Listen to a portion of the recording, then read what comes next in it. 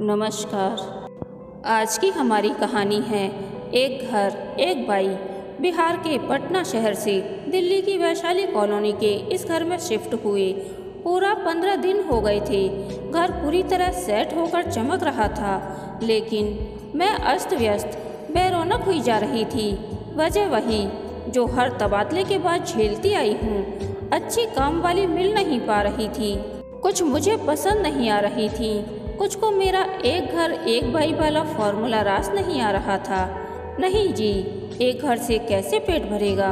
5 जगह काम करती हूँ तो 5 जगह चाय नाश्ता, 30 त्योहार में कपड़े गिफ्ट वगैरह मिलते हैं। एक घर के काम का समय तो इन्हें एक घर से दूसरे घर जाने में ही निकल जाता है, यह उन्हें नहीं दिखता।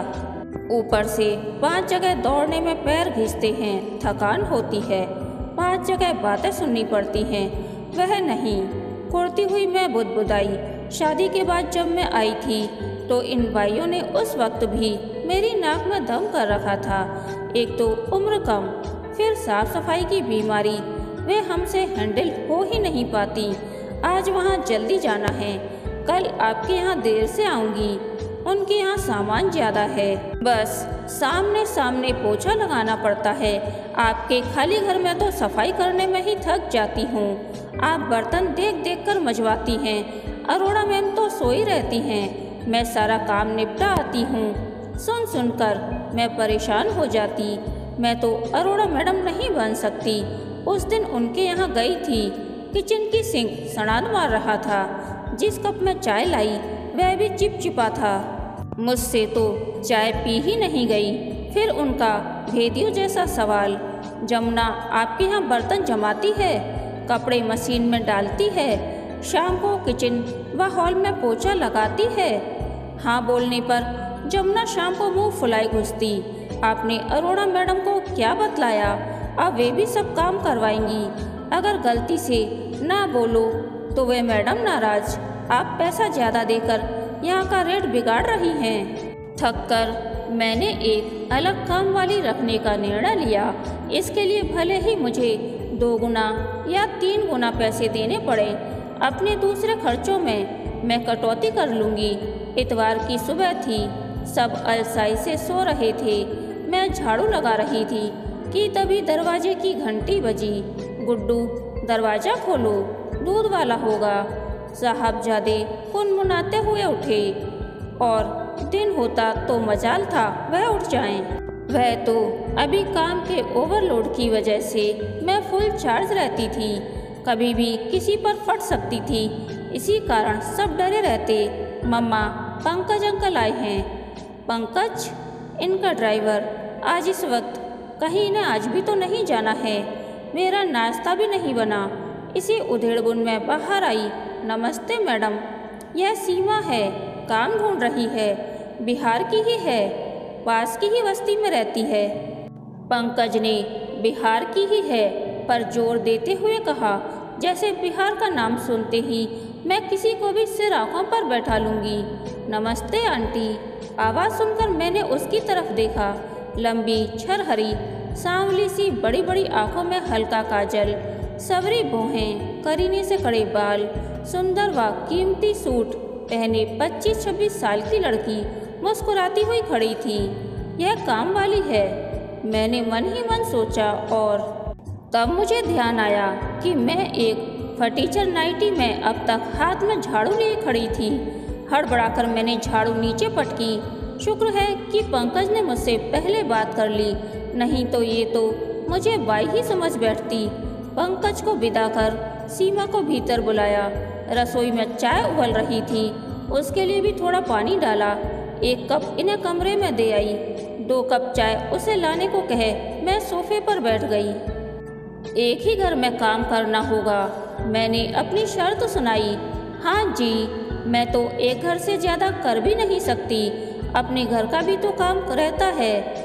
वो तो क्या है कि बाहर निकलने से थोड़ा मन भी बदल जाता है और थोड़ी कमाई भी हो जाती है। बिल्कुल दिल्ली वाले अंदाज में उसने जवाब दिया। शादी हो गई? और क्या, 3 बच्चे हैं। क्या 3 बच्चे? कब हुई शादी? कितनी उम्र है तुम्हारी? आंटी, हमारे यहाँ बेटी को 16 साल से ज़्यादा कोई नहीं रखता। बहुत शिकायत होती है। मेरी शादी 15 वर्ष में हुई, 17 में गौना, 18 में बेटी, 2-2 साल के अंदर 2 और बेटे, 10 साल की बेटी है मेरी।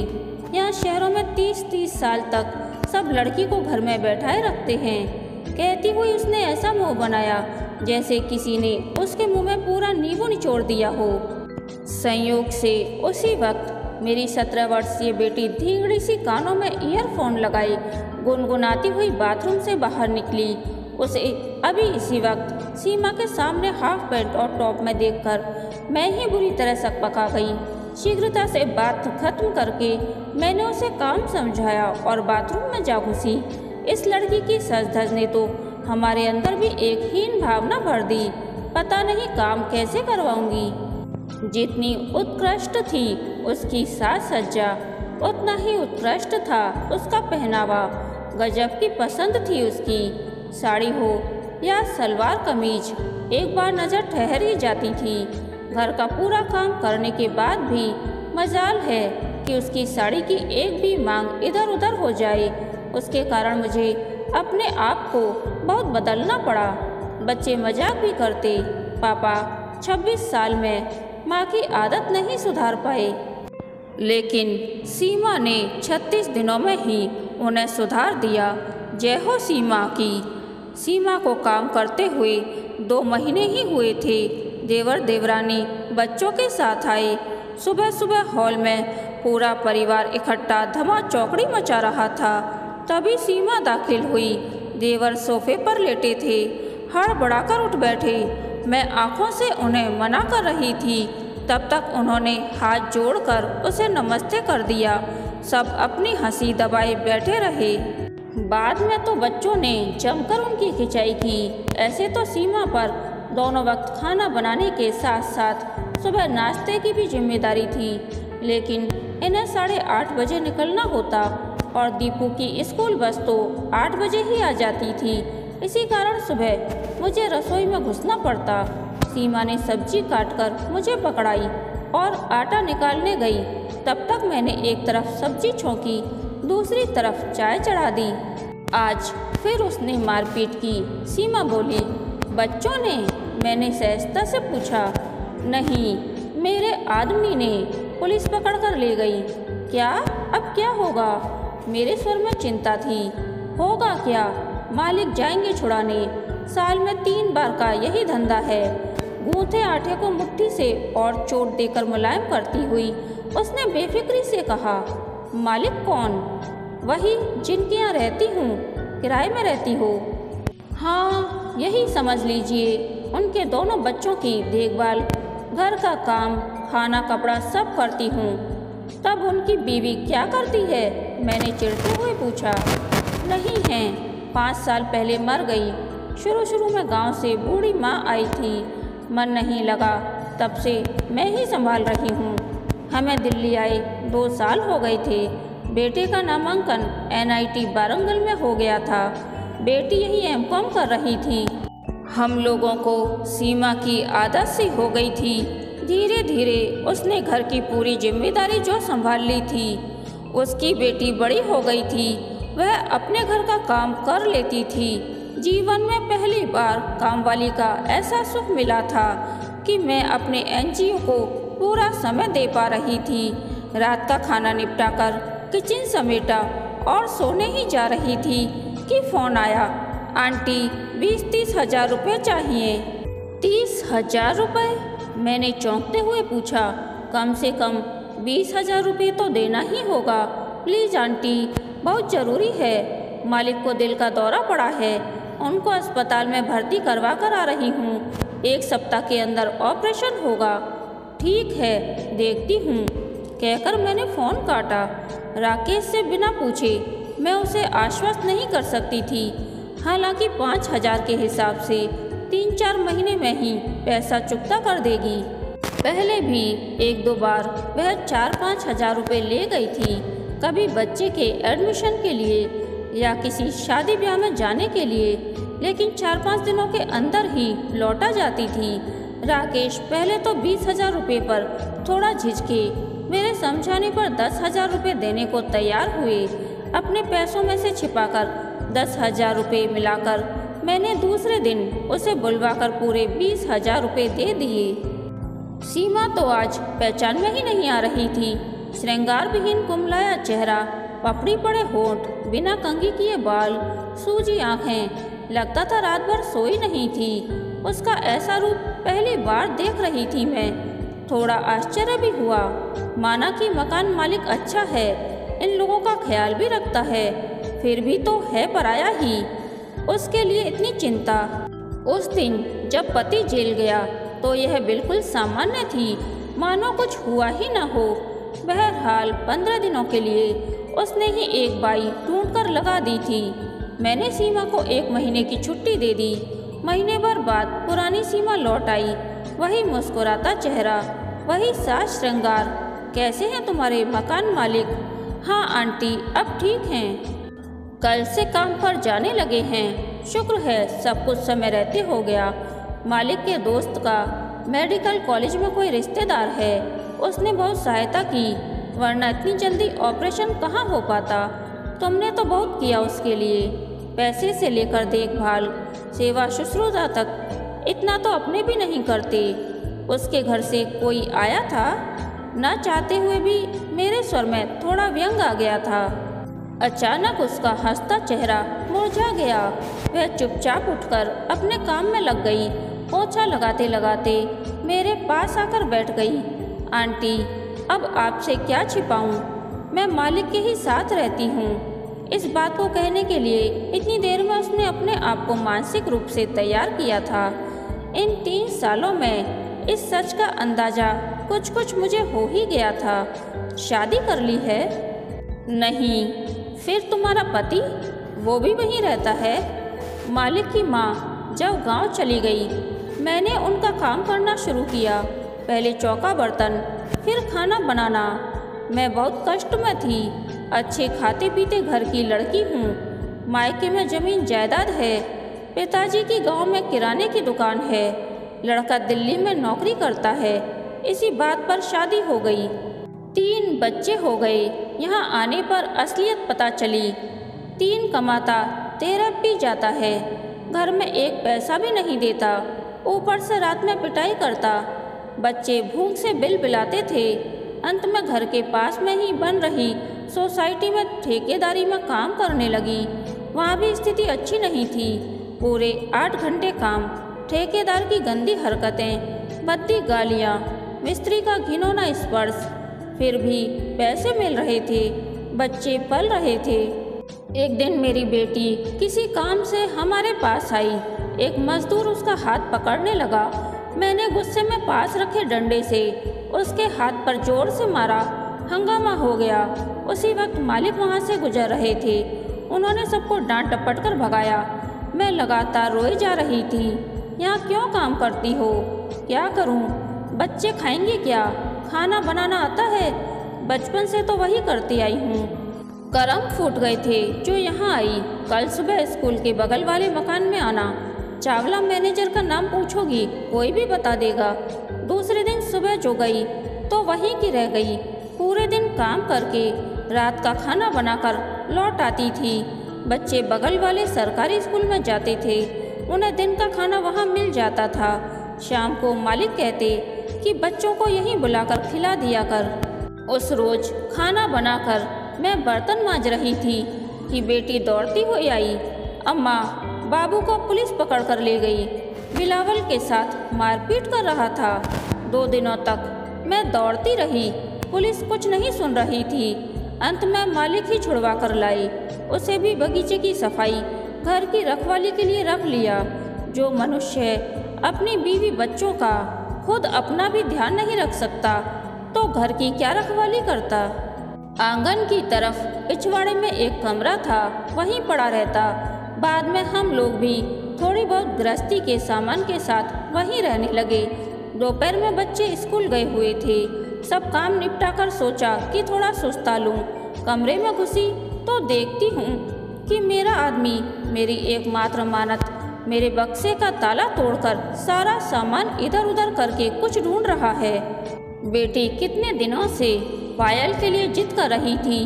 मैंने जोड़ जाड़ कर 1000 रुपये जमा किए थे।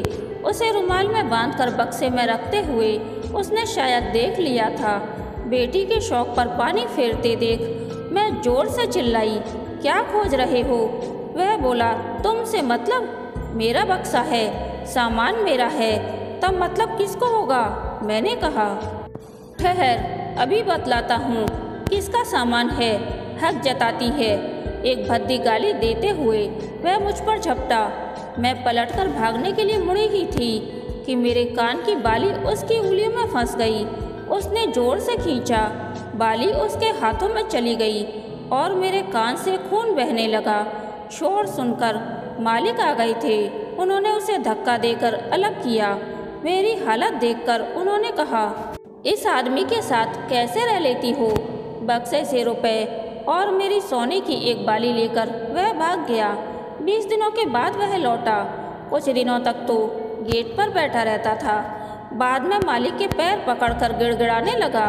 रहने की अनुमति तो उन्होंने दे दी, लेकिन एक शर्त रखी कि मेरे ऊपर कभी हाथ उसने उठाया तो वे उसे पुलिस को सौंप देंगे।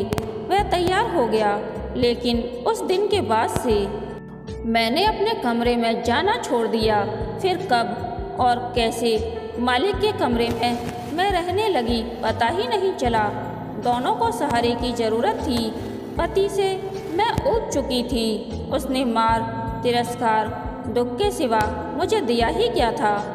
आंटी, पति पत्नी का संबंध तो समाज बनाता है। यह कोई खून का संबंध तो होता नहीं। अगर पति 7 वचनों में से एक भी नहीं निभा पाए तो क्या केवल पत्नी की ही जिम्मेदारी है कि उसके दिए सिंदूर को लगाए जीवन भर मरती रहे? पत्नी अगर उल्टा होती है, बांझ होती है, लंगड़ी या लूली हो जाए तो पति उसे तुरंत छोड़ देता है। फिर क्यों एक पत्नी उसकी सारी यातनाओं को सहते सहते मर जाए? औरत को भी तो जीने का हक है। मालिक तो सच में बहुत अच्छे इंसान हैं। बच्चों के कारण ही उन्होंने शादी नहीं की। जिसने मुझे जीवन दिया, मेरे बच्चों के मुंह में निवाला दिया, मेरे भविष्य की चिंता की, उसके प्रति मैं पूरी वफादार हूँ। अब मेरा अपने आदमी के साथ कोई संबंध नहीं है। आदमी कुछ नहीं कहता है। मैंने आश्चर्य से जानना चाहा। शुरू में उसने हो हल्ला किया, पड़ोस वालों को जुटा लिया, लेकिन मैं शेरनी जैसी तनकर खड़ी हो गई। खबरदार, मालिक को कोई कुछ बोला तो। यह मेरा पति जब पूरी रात मुझे मारता था, घर से निकाल देता था, तब तुम लोग कहाँ थे? मेरे बच्चे भूख से छटपटाते थे, तब किसी ने उनका पेट क्यों नहीं भरा? जब मेरे साथ दुनिया वाले बस सलूकी करते, क्यों नहीं कोई मेरी रक्षा करने को आगे आया? उस वक्त तो मेरी मजबूरी का सब मजा लेते थे। खुद भी मुझे गिराने और नोचने की ताक में रहते थे। अब मुझे किसी की चिंता नहीं है, न अपने पति की, न समाज की। जिसको जो करना है मैं निपट लूँगी सबसे, मगर मालिक को बीच में मत घसीटना। पता नहीं कहाँ से मुझ में इतनी हिम्मत आ गई थी। असल में अब मुझे मालिक का सहारा था। लगता था कुछ होगा तो वे संभाल लेंगे। पहले किसके भरोसे पर हिम्मत करती। आदमी ने भी बाद में समझौता कर लिया। कपड़ा वगैरह उसे मालिक दे देते हैं। कोई जिम्मेदारी नहीं, बैठे बिठाए खाना कपड़ा मिल रहा है स्वार्थी को। उसे यह सौदा अच्छा ही लगा। बहुत ही सहजता से सीमा ने अपने आप को एक पत्नी, एक माँ और रक्षिता में बांट लिया था। उसकी बातें प्रवाहित थीं। आंटी, औरत शादी ही इसलिए करती है कि उसे एक सुरक्षित छत, मजबूत सहारा और निश्चित भविष्य मिले। मुझे भी यही चाहिए था और कोई लालच मुझे नहीं था। एक दिन तो मालिक ने अपनी पत्नी की सारी साड़ियाँ, गहने वगैरह भी मुझे थमा दिए थे। उनकी साड़ियाँ तो मैं पहनती हूँ, लेकिन गहने मैंने जिद करके बैंक के लॉकर में रखवा दिए। उन पर उनकी बेटी और बहू का ही हक है। उन्होंने मुझे सहारा दिया। मुझे और कुछ नहीं चाहिए। औरत भले ही अपनी आज़ादी के लिए आंदोलन करती हो, आदमी पर आरोप लगाती हो कि उसको घर में बांधकर कैद करके रखा है, लेकिन आंटी, अगर हमें एकदम खुला भी छोड़ दिया जाए तो कुछ दिन तो यह आज़ादी हमें अच्छी लगेगी। आकाश में उड़ने का गुमान भी होगा, लेकिन बाद में थक कर हमारे पंख टूट जाएंगे, बिखर जाएंगे। औरत को एक आधार, एक सहारा चाहिए ही। उसे बंधन पसंद है, उसकी आदत है, उसका स्वभाव है यह। मैं अवाक नारी शक्तिकरण की धज्जियाँ उड़ाती उसकी बातें सुन रही थी। अगर ईमानदारी से हर स्त्री अपने मन को टटोले तो क्या सीमा गलत कह रही थी? यह एक महिला के सहज उद्गार की व्याख्या थी। शायद हर स्त्री के भीतर दिल एक सा ही धड़कता है, उसकी भावनाएं एक जैसी होती हैं। शिक्षा से भले ही उनके विचार बदल जाएं, भावनाएं नहीं बदलती। समाज के खोखले मापदंड के हिसाब से सीमा की सोच, उसका चरित्र भले ही गलत हो, लेकिन मुझे तो वह किसी दृष्टिकोण से गलत नहीं लगी। वनस्पति विज्ञान में एक पौधा होता है, लाइकेन, कवक और शैवाल का मिला सत्य। उस पौधे में मौजूद कवक बाहरी आघातों से पौधे की रक्षा करता है, जबकि शैवाल अपने हरे रंग के कारण प्रकाश संश्लेषण करके पौधे को भोजन प्रदान करता है। दोनों एक दूसरे पर आश्रित, एक दूसरे से लाभान्वित। इस संबंध को सिम्बायोसिस कहते हैं। सीमा और मालिक का संबंध भी तो सिम्बायोसिस ही है। लाइकेन की तरह दोनों एक दूसरे पर आश्रित, एक दूसरे से लाभान्वित। कहानी के अंत तक बने रहने के लिए धन्यवाद। यह कहानी आपको कैसी लगी, प्लीज़ कमेंट करके बताइए।